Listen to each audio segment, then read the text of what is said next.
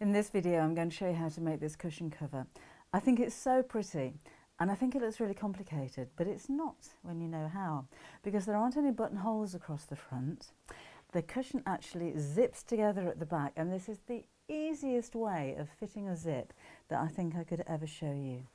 So this is a 16-inch cushion pad. I like my cushion covers to be nice and tight, so the cushions are really plump. But if you wanted your cushions to be a little bit flatter, then just add an extra ½ inch or a centimetre or so to the amount of fabric that you're going to need. But let's take a look at the fabric that you're going to need, all the materials required, and then we'll get sewing.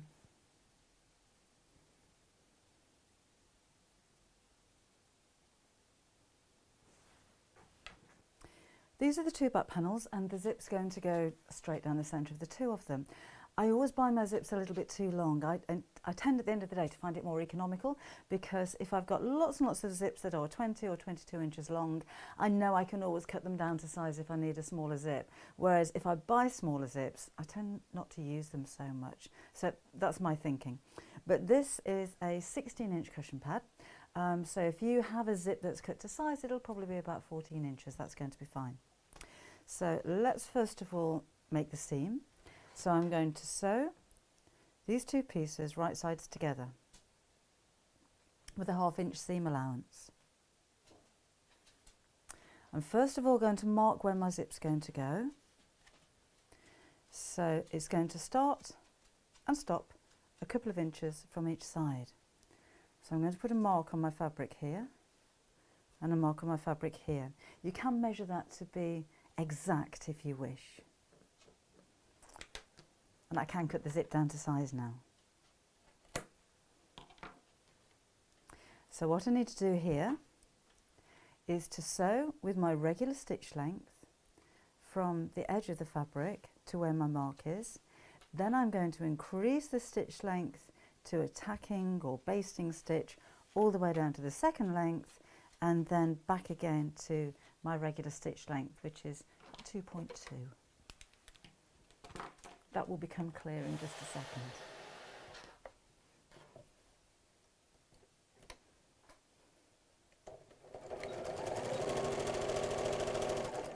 So just up to the mark, I do a couple of stitches backwards to secure, then lengthen the stitch,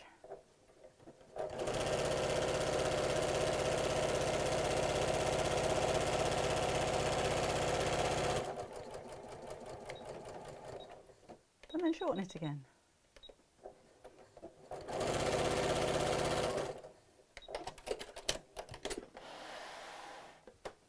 And we're going to press the seam open.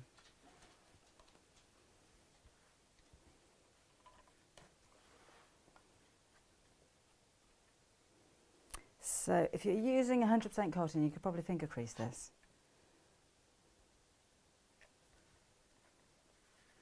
There we go. So I've got a nice wide seam allowance of ½ inch on either side.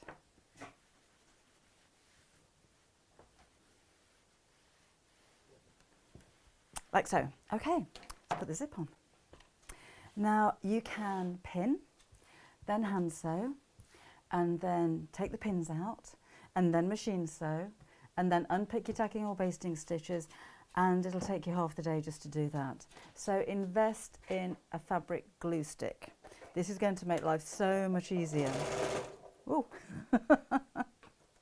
My machine set off all by itself then, because somebody who's rather furry and excited stood on the foot pedal by mistake. Hello. Hello, are you doing some sewing by yourself? Come and say hello, because we haven't seen you for a while. Come and show everybody how big you are now. Come on then. There she is. Come on, come on. Up you come. There she is. Hello, big girl. Hello.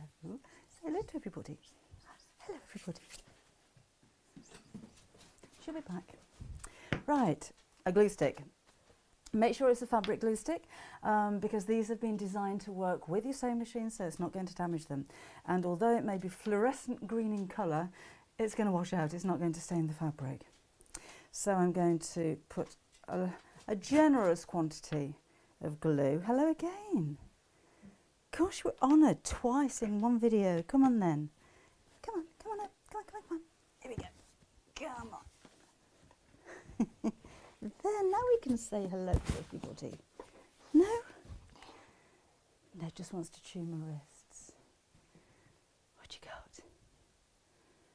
Go on, go on, go, go. If you're not coming, then go. Go on. Before my glue dries.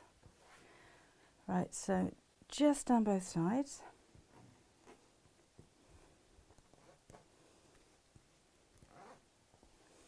And I'm going to put an extra little blob just at the top of the zip to hold that in place.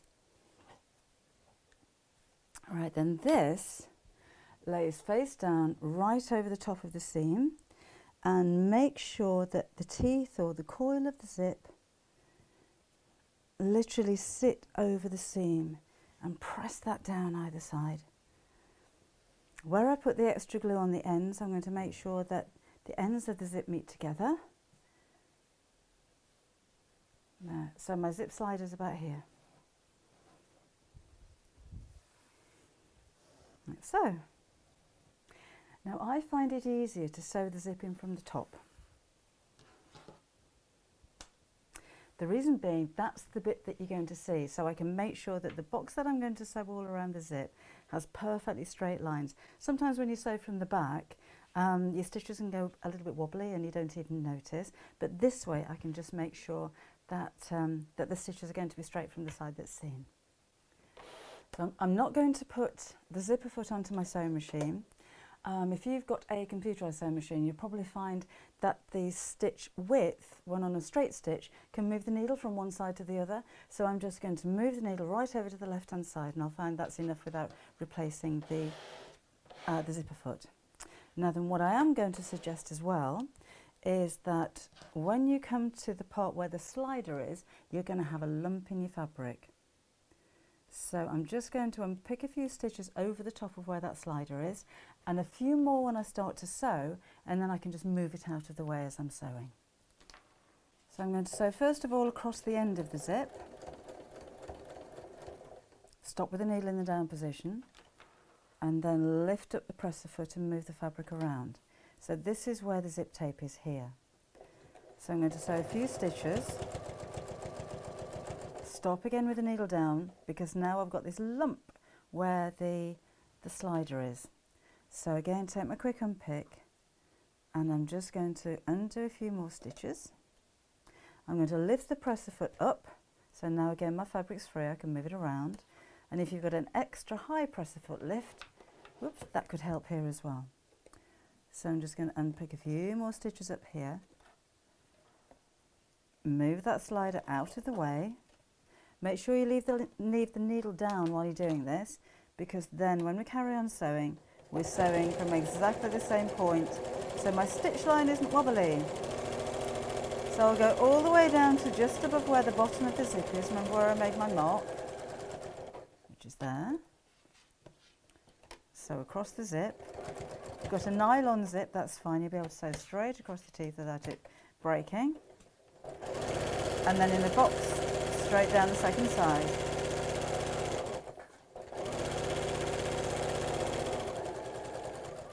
Here I am back to where the slider is again, so needle down, foot up, move it out of the way, foot down, carry on. And then back to where I started, so a few back stitches to secure, and that's finished. That needs a press. Needs my quick unpick. All this will be flattened out when it's ironed. And on the larger stitches, which were straight down the centre of the seam, I'm just going to snip them with my quick unpick. You should be able to go straight through the stitches without cutting through your fabric. It'll feel differently if your quick unpick kind of hits a piece of fabric. And then, very satisfyingly, just pull away all of those little bits and bobs. So we'll give it a quick press here, just to show you how neatly that's going to sit. Whoops, there we go. And then we'll carry on with the front of the cushion cover. So there is the back of my cushion cover all finished with the zip, nice and neat and flat. So that's the back. let's take a look at the front. So we'll put this to one side for a moment. I have my 2 pieces of floral fabric and 1 folded piece of the spotty. So when these 2 overlap, that's how my cushion cover is going to look, but then I'll have the scallop bit down here and the buttons on the top of that. And I'm going to add some ribbon and some lace and really make it very pretty, because I think the fabric is quite vintage looking, so I think ribbon and lace really suits the style. So folded section to one side for now, and I'm going to put these 2 pieces right sides together. You could use a plain piece on the back if you wanted to, because you're not going to actually see that from the front of your cushion cover. You can measure and mark to find the centre piece of the long side here, or you can simply finger crease and make a mark like so. Then I'm going to take my template and starting right in the centre here, so I'll just make sure that is right over the middle, and about 1/4 of an inch from the end here, I'm going to draw around the scallop.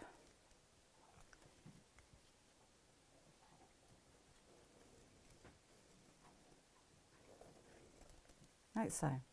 And I'm using a heat erasable pen. This is on the back, so you're not really going to see that. I'm going to draw a line across the circle about halfway down. So this is my 3-inch template, so this will be 1.5 inches from here, and I'm going to draw a line all the way down the edge, just so I can line up all of those scallop shapes together. And then we'll carry on drawing. So place the next circle just to one side with a tiny gap of around about the width of 1 stitch. Same distance from the top here, and draw around.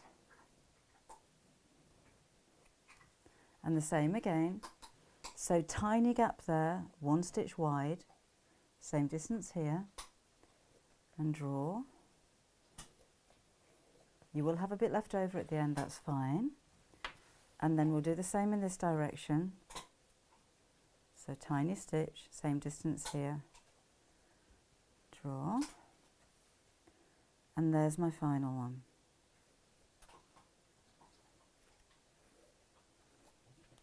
Now the reason I've left a gap here is because when I'm going to sew around the scallops, and I'll do that now before I cut it out, I'm going to sew around, come up to here, do 1 stitch across, and then sew back down. And it's the same on each one of these V shapes. And the reason why is when I turn this the right side out, I don't have a little seam.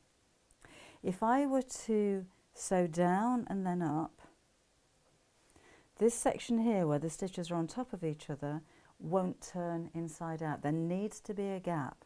So if you do this and you do find there's any kind of puckering in between your scallop shapes, turn it back inside out again and just make sure you've got that gap and that you've cut right into it as well. I'll show you that later on. Now you can pin these together if you wish, or you can just start to sew. And I'll need to sew from the edge down and then round each one of those scallop shapes. And I'm using quite a small stitch on my sewing machine.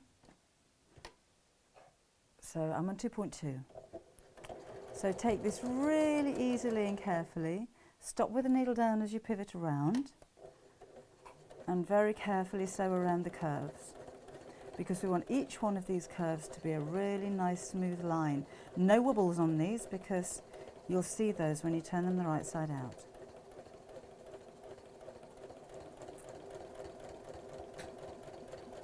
So I'm coming down to the V shape, stop, turn around with the needle down, do 1 stitch, lift the foot up, needle down, and then carry on sewing.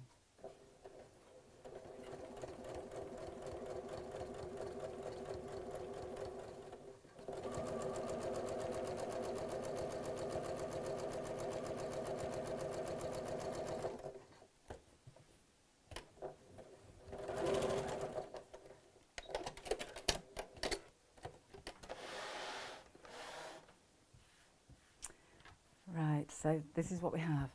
Now I'm going to cut out the shapes. So cut quite close to your stitches, maybe 1/8 of an inch. Corners, snip into those as close to the stitches as you can, but not through them. And then we'll cut around each one of these curves. And when I come down into the V, again I'm going to go, there we go, as far or as close to that stitch as I can, but again without cutting through it. And we'll do that with all 5 scallops.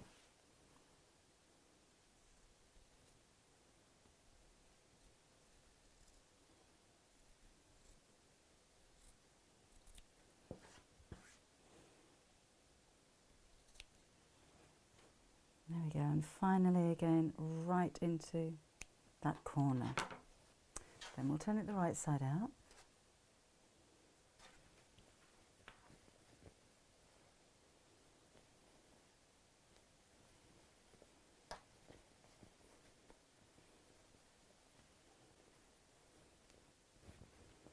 And line it.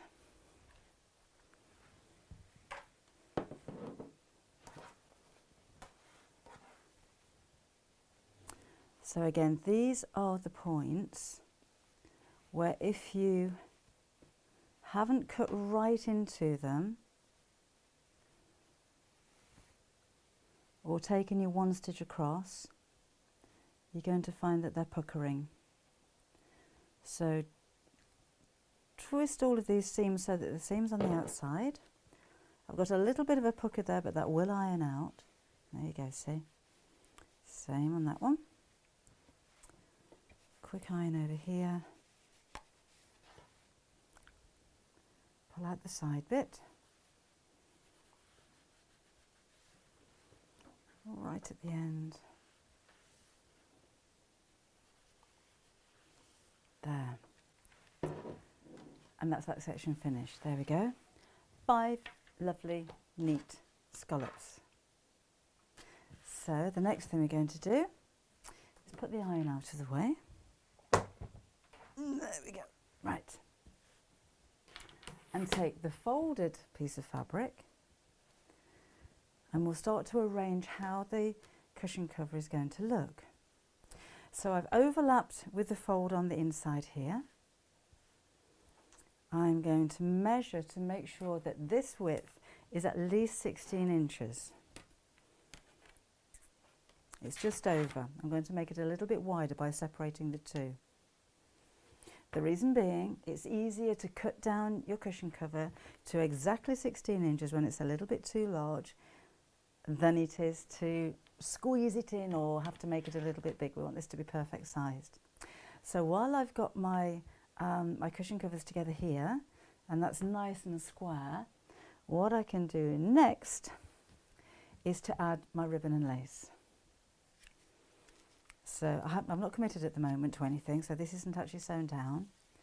So I think a nice piece of contrasting ribbon along here will look lovely. And I'm going to put a length of lace alongside it, like so. And I actually think that would look quite nice if it was slightly underneath the scallops. Just breaking through. And then with a ribbon next to it there. Arrange these however you like. You don't have to add ribbon. You could maybe put a strip of ribbon on the top here. Actually, that looks rather nice, doesn't it? But have a play with what you have in your stash. I think I'll leave it like that. Have a play with what you have in your stash. You could add bows later on if you wanted to. That's a little bit of a tip if these little valley shapes aren't absolutely perfect. Put a few bows all the way down there or extra buttons and hide them over. So I'm going to go back to trusty old glue stick again. And you can pin if you want. I'm just going to put a little bit of glue behind where the scallops fold over. I'm going to put a strip of glue behind my ribbon, like so.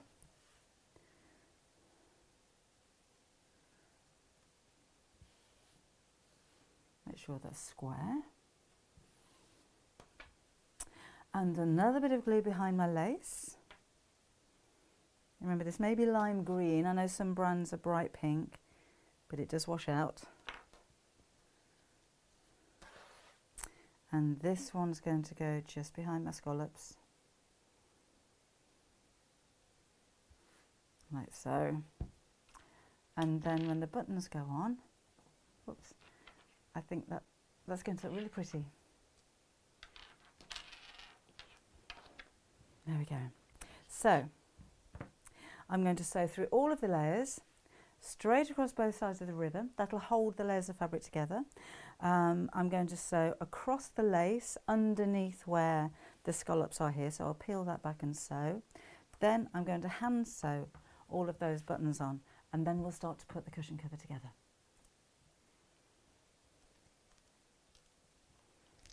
Trim down to 16 inches all the way around. Now with the zip open, I'm going to sew around all four sides with a 1/2 inch seam allowance.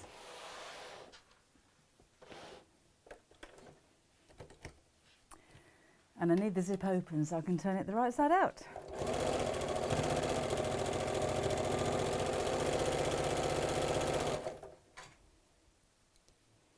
Just take the pins out as I sew. Stop the needle down in the corner while I pivot around.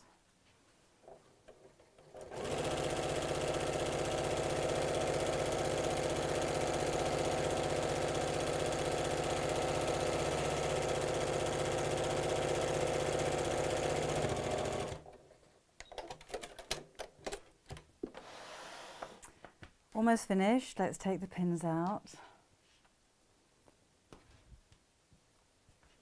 Now, because this is an unlined cushion, you may want to trim around the edges with pinking shears, particularly if it's something that you're going to sell or you're going to give as a gift. Or you could trim around the edges with a zigzag stitch or an evercasting stitch on your sewing machine. It just makes it a little bit neater if you're giving the cushion to somebody else or selling it to somebody else, if they happen to turn it inside out. And it stops the seams from fraying. If you're making it for yourself, that's entirely up to you. However you're doing this, snip across the corners, and that cuts down on the amount of bulk in the corners of the cushion cover, so the points are going to be that little bit more pointy. And then we'll turn it the right side out. Almost finished, just needs a final press, and then we'll put the cushion pad inside and we're done. So this is why you needed to leave the zip open. That's the voice of experience.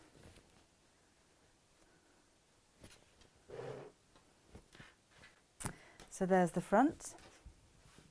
I'll give that a quick iron. There's the back. Put the cushion pad inside, and we're almost finished. So I've popped the cushion pad inside, and you can see how pretty that looks from the front and how neat it looks with the zip in the back there. So I hope you enjoyed the tutorial, and more importantly, I hope you enjoy making yours.